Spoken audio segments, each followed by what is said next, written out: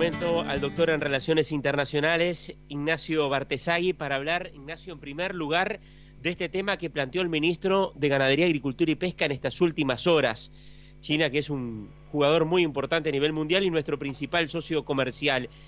¿Qué elementos, qué herramientas existen para mejorar, en este caso con China, la relación comercial, mejorar el acceso desde el punto de vista, por ejemplo, arancelario, sin transitar el camino de un tratado de libre comercio? ¿Qué tal? Buenos días. ¿Qué tal? Buenos días, ¿cómo estás? Muy bien. Bueno, en realidad yo no comparto la posición. Caminos existen. Lo primero que habría que decir es que la OMC la OMC tiene un principio en su artículo primero del GATT, que es la OMC es la Organización Mundial de Comercio, que es donde se pautan las reglas básicas del comercio internacional. Tiene un principio general que es el que si un miembro del club le da una preferencia a otro Estado, tiene que hacerlas extensivas al resto de los miembros, salvo algunas excepciones. Y las excepciones que se permiten, que estos caminos alternativos que hará el ministro, son, bueno, o cerrar un acuerdo comercial, un TLC, vamos a simplificar el término con ese TLC, o buscar otros caminos alternativos de preferencias que China podría darle a otro país en desarrollo, sin tener que hacerse las extensivas al resto de los miembros. No sé si se entiende esa distinción, ¿no? Uh-huh. Que ese es el camino que dice el ministro que quiere seguir. Ahora, yo lo que digo es ¿por qué estamos descartando el TLC? Esa es una primera pregunta que hay que Ignacio, hacer. Sí. Ignacio, ¿sería algo similar este camino que se plantea con China para comparar, digamos, lo que fue el acuerdo que hizo Uruguay con Estados Unidos por la vía del TIFA? Bueno, es un poco distinto, en realidad, porque el TIFA no engloba baja negociaciones de aranceles, sino que engloba otro tipo de negociaciones que tienen que ver con acceso sanitario, que tienen que ver con otras temáticas. Entonces, no necesariamente ese es el camino que está intentando explorar el ministro. El camino es, pasa que esto es muy técnico, estoy viendo la forma de plantearlo para que no sea muy complejo, pero hay una cláusula que se llama la cláusula de habilitación, que está negociado justamente en la OMC, que lo que permite es, China puede decir, bueno, para estos productos, yo a Uruguay le doy preferencia de acceso y me amparo en esa cláusula para no tener que dársela a todo el mundo.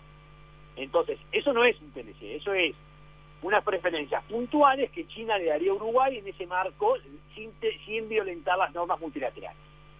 Ahora, ¿ese mecanismo es el que está utilizando China con países como el Uruguay? No, es ahí donde está el error, me parece, del ministro en cuanto a que China no está utilizando esa opción para dar preferencias con países de renta como el Uruguay.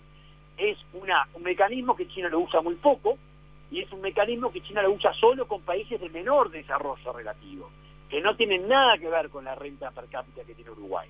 China le ha dicho de varias maneras a Uruguay que lo que quiere cerrar con nuestro país es un tratado de libre comercio. Y Uruguay le responde, vamos a buscar alternativas.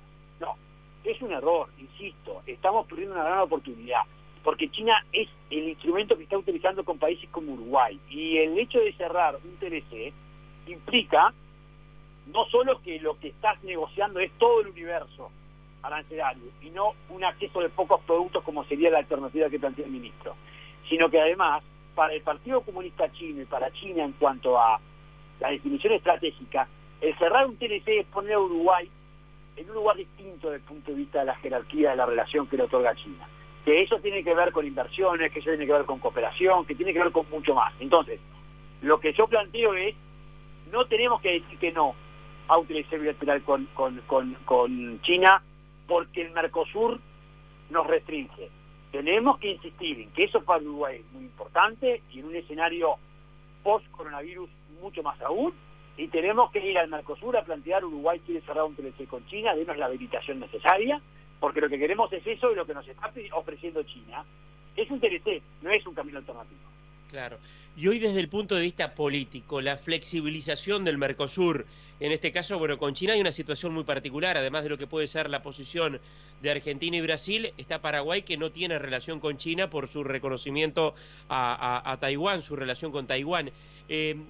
¿Qué ambiente se percibe a nivel del Mercosur para lograr ese escenario de flexibilización que permita negociar independientemente con China o con otro país un acuerdo independiente de lo que es el acceso en conjunto por la vía del bloque? Y diría que el contexto es el ideal, porque Bolsonaro está planteando esto desde la campaña electoral en adelante. Está planteando un Mercosur distinto, un Mercosur con un arancel más bajo, un Mercosur más abierto, un Mercosur bilateral, y ha planteado en más de una oportunidad que si Argentina no acompaña definiciones importantes en política internacional del bloque, es necesario volver a la bilateralidad. Bueno, y eso tiene que ser aprovechado por Uruguay, porque en un contexto como el actual, de crisis por el coronavirus, ya era bastante difícil que Argentina emprenda un TLC en conjunto con el resto de los miembros del Mercosur con China en un escenario pre-coronavirus. Imagínate en un escenario post-coronavirus donde la caída del producto en Argentina va a ser mayor a lo que ya estaba pensado, la recuperación de Brasil no se va a dar, va a haber una caída este año en el producto de Brasil. Entonces, lo que esto nos está diciendo es, ¿están preparados estos dos vecinos en este momento para abrirse a China? Yo creo que no, además de la problemática de Paraguay, que no tiene relaciones con China. Entonces, en ese escenario, y Uruguay es el único país de Mercosur que tiene la opción abierta, porque, insisto nuevamente, recientemente el embajador de China en Uruguay volvió a reiterar lo que también nos confirman desde China. Uruguay tiene abierta la posibilidad de cerrar un TLC bilateral desde el año 2016. China lo vuelve a confirmar. Es Uruguay el que le pone reparos, es el Uruguay que dice no puedo por el Mercosur. No, esa no es la respuesta. Uruguay debería avanzar en que el Mercosur le permita cerrar un TLC bilateral con China, porque es el mercado más importante y le exportamos a China 4 veces más que lo que le exportamos a Estados Unidos, y es un mercado muy importante. Por eso a mí me llama la atención que el gobierno no se está hablando de un TLC con China, y se está hablando, sin embargo, de la posibilidad de un TLC con Estados Unidos, cuando Estados Unidos es un mercado mucho menos importante para Uruguay, cuando la opción no está en Estados Unidos, porque Pompeo todavía no respondió a la propuesta de la calle Pou vinculada a un TLC con Estados Unidos. El único país que te está diciendo, que es nada más y nada menos que la segunda economía a nivel mundial y tu principal socio, te está diciendo, quiero un TLC bilateral con Uruguay, y Uruguay define que no, que va a seguir una alternativa. A mí no me deja la atención. Yo creo que esto es algo que me preocupa, porque yo pensé que con este gobierno iba a cambiar esta posición. No me parece un camino la alternativa. El camino de impacto para Uruguay es un TLC bilateral, y eso hoy es lo que podría tener un impacto en el desarrollo muy positivo. Claro. Ignacio, en el caso de la carne, Uruguay tiene un arancel del 12% en relación a otros mercados. Se podría considerar que es un arancel bajo, pero a modo de ejemplo, un competidor que es Australia ya tiene un tratado de libre comercio y viene bajando año a año su tasa. Si no me equivoco, en este momento ya está en el entorno del 9-8% el arancel de Australia en el caso de la carne. Sí, bueno, y en otros productos, ni hablar. No, un arancel de por arriba del 10% ya es un arancel elevado en términos internacionales. Los aranceles, cuando ya están a partir del 5%, ya se consideran que tienen un efecto directo en la competitividad. En otras palabras, la diferencia entre hacer o no hacer el negocio. Claro. Porque además nosotros estamos lejos, no estamos tan cerca como Australia, Nueva Zelanda de China, sí. Que tienen preferencias. Pero preferencias tienen muchos otros países de América Latina también, porque los tiene Perú, los tiene Costa Rica, los tiene Chile. Entonces, cuando Chile exporta arándanos, los exporta 0% de arancel. Cuando Uruguay exporta arándanos, los exporta por arriba del 30% de arancel. Cuando Chile exporta vinos, no paga arancel. Cuando Uruguay exporta vinos, paga un arancel altísimo de arancel. Y lo mismo nos pasa con los lácteos. Y lo mismo nos pasa con una gran cantidad de productos, elaborados a partir de los alimentos, que China adquiere cada vez más, porque las estadísticas que nos indican. China importó el año pasado 140.000 millones de dólares de alimentos, que representó el 8% del total de las importaciones chinas. Ese 8% era un 4% en el 2001, quiere decir que China cada vez importa más alimentos, pero todavía es una porción muy pequeña del consumo de la producción interna china. Entonces, todas las proyecciones indican que el próximo, ya lo es, ¿no?, pero que el próximo gran mercado de consumo de alimentos a nivel mundial va a ser China, luego será India, luego vendrá el sudeste asiático, y luego vendrá África. Uruguay, como un gran exportador competitivo de alimentos, donde podría captar inversiones para hacer aún más, tiene un desafío enorme. Entonces, cuando a mí se me dice, bueno, Estados Unidos, bueno, pero Estados Unidos no te está dando la opción de un TLC, te la está dando China. Y además en este momento negociar un TLC con Estados Unidos con la agresividad comercial de Donald Trump, no sé si es el mejor momento. O cuando se dice que queremos un TLC con Reino Unido debido al Brexit. Bueno, pero ojo, a Reino Unido le exportás menos que lo que le exportás a Hong Kong.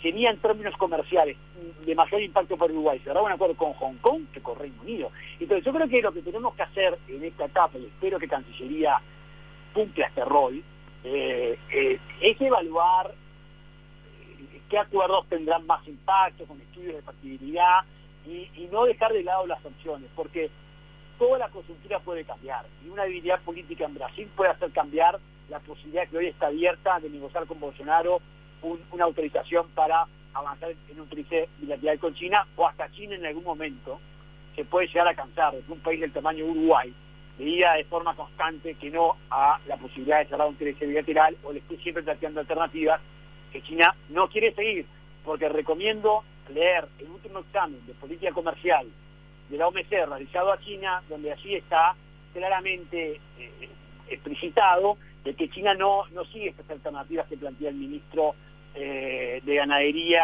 con respecto a países de la renta alta como tiene Uruguay. Entonces esto es algo que tenemos que tener claro antes de proponer algo que no es lo que está esperando China, ¿no? Claro.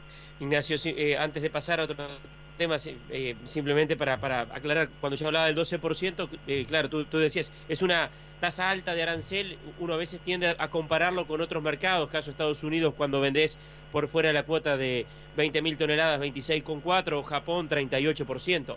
Obviamente que un 12%, como tú decías muy bien, te puede dejar afuera del negocio sin lugar a dudas. Ignacio, para redondear, Mercosur, Unión Europea en este contexto, que ahí hay un capítulo agrícola también muy importante dentro de lo que son otros aspectos. ¿Cómo ves esa posibilidad de avanzar en el Mercosur, Unión Europea, en este marco que hoy ha generado el coronavirus? Ojalá que el cronograma de incorporación vuelva a la normalidad. El coronavirus ha puesto una pausa a todos los cronogramas y todas las negociaciones. Recién ahora hay una buena señal desde el lado europeo de que está reactivando sus negociaciones, por lo menos vía remota, por el Brexit. Uno tiende a pensar que esto debería ocurrir también en que se sigan adelante con los procesos de incorporación del acuerdo Unión Europea-Mercosur. Ahora, se va a haber demorado, con toda seguridad, pensar que las prioridades para la Unión Europea de hoy es este acuerdo. Bueno, es estar muy lejos de la realidad. O pensar que con la problemática que está viviendo el Mercosur y los diferentes miembros del Mercosur por el coronavirus, esa es una prioridad, este acuerdo, no. Porque si cuando el ministro Solá estuvo el 1 de marzo en Uruguay por la asunción de la calle Pou, y allí ya nos dijo que la prioridad para la Argentina no era este acuerdo, sino la renegociación de la deuda, bueno, en este nuevo escenario de coronavirus, uno tiende a pensar que la prioridad de Argentina de este acuerdo baja algunos peldaños más, ¿no? Entonces, en ese escenario de mayor incertidumbre aún, de puesta en vigencia del acuerdo de Mercosur Europea, más importancia le otorgo a que Uruguay se movilice en una agenda en paralelo, porque quiero dejar algo en claro. El acuerdo de Mercosur Europea puede demorar 2 años en entrar en vigencia, aproximadamente. Si todo sale bien, es bastante difícil en este escenario proyectar, pero vamos a imaginar que todo sale bien, 2 años. Lo que yo digo es que en 2 años Uruguay toma la definición, tiene ya negociado y vigente un TLC con China, con lo que eso implica para los exportadores agrícolas. Es un tema de definiciones internas, negociaciones en la región, porque China ya tiene definido que si nosotros negociamos bien en la región, cierra un TLC bilateral con Uruguay porque le interesa mucho. Entonces me parece que Uruguay no debe perder esta oportunidad, porque hoy está el contexto apropiado para poder avanzar, quizás mañana deje de estar. Doctor en Relaciones Internacionales, Ignacio Bartesagui, ha sido un gusto, muchas gracias por estar con nosotros.